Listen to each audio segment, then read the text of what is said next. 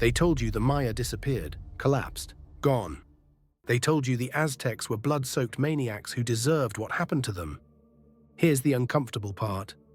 Both stories are wrong, not a little simplified, not missing nuance. Wrong in a way that should make you suspicious, because when entire civilizations get reduced to bedtime stories for adults, that's not history, that's control. And if you've ever felt like history classes talk at you instead of with you, if you've ever had that itch like, why does this sound rehearsed? Good, because in the next few minutes, you're going to see the trick. And once you see it, you can't unsee it. Stay with me. The proof doesn't show up where you expect. Let me ask you something uncomfortable. If the Maya didn't vanish, if the Aztecs weren't uniquely brutal, then why were you taught that they were? Don't answer yet, because this isn't about ancient history. It's about how narratives are manufactured. Civilizations don't just disappear, and empires don't get morally simplified by accident. Those stories serve someone. And here's where people mess this up. They think this is about defending the Maya or the Aztecs. It's not. This is about realizing how easily your sense of reality can be edited, especially when you're told the edit is for your own understanding. And once you see that, you start questioning everything else you were handed pre-packaged. But before we get there, you need to see the first crack in the story. Let's start with the Maya. You were taught a clean ending, collapse, abandonment, jungles swallowing cities. Here's the part they don't emphasize.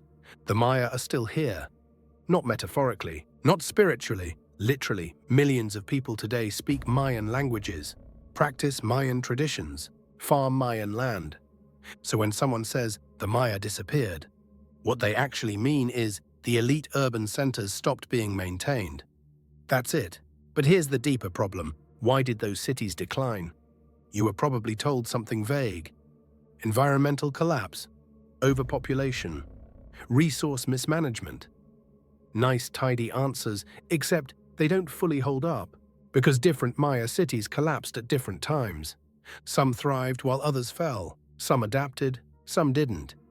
That's not a single collapse. That's political fragmentation, which doesn't sound mysterious enough for textbooks.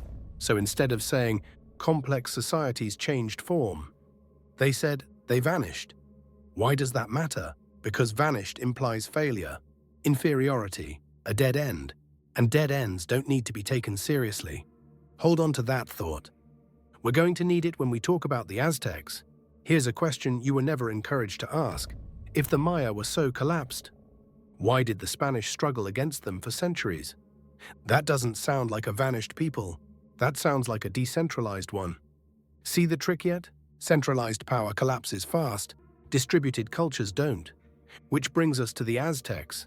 And this is where the story gets uncomfortable. Let's address the elephant in the room. Human sacrifice. You're already reacting. I can feel it. Because this is where people shut their brains off. So let's slow this down. Yes, the Aztecs practiced ritual sacrifice. Now pause. So did the Romans. So did medieval Europe. So did civilizations praised as foundations of the modern world. But here's the difference. When they did it, it's called tradition. When the Aztecs did it, it's called savagery. Why? Because the Aztecs lost. History is not written by the victors, it's edited by them. Here's the part that rarely gets said out loud. Most of what you know about Aztec brutality comes from Spanish conquistadors, the same people who needed moral justification for conquest. Let that sit. If you wanted land, gold, labor, what's the easiest way to sleep at night? Convince yourself the people you destroyed were monsters. And here's where it gets interesting. The Aztecs weren't unusually violent for their time, they were ritualistically explicit about it. European violence was industrial, punitive, and hidden behind legal language. The Aztecs made it symbolic. Guess which one feels more disturbing when you're told the story? Exactly. Let me flip this on you. What if the reason these civilizations were framed this way has nothing to do with them? And everything to do with you? Because once you believe advanced societies outside Europe were doomed or immoral, you stop looking to them for meaning, or lessons, or alternatives. You assume progress only flows one direction. Convenient, right? But there's one final piece that ties this all together, and it's the part that usually makes people uncomfortable. You don't hate being lied to. You hate being managed, being told what to think under the guise of education. The Maya didn't vanish. They adapted. The Aztecs weren't uniquely brutal. They were uniquely defeated. And the simplified stories serve a purpose. Make modern systems feel inevitable, superior, final, no alternatives, no lessons from the past worth applying, just progress, linear, unquestioned. And here's the thing.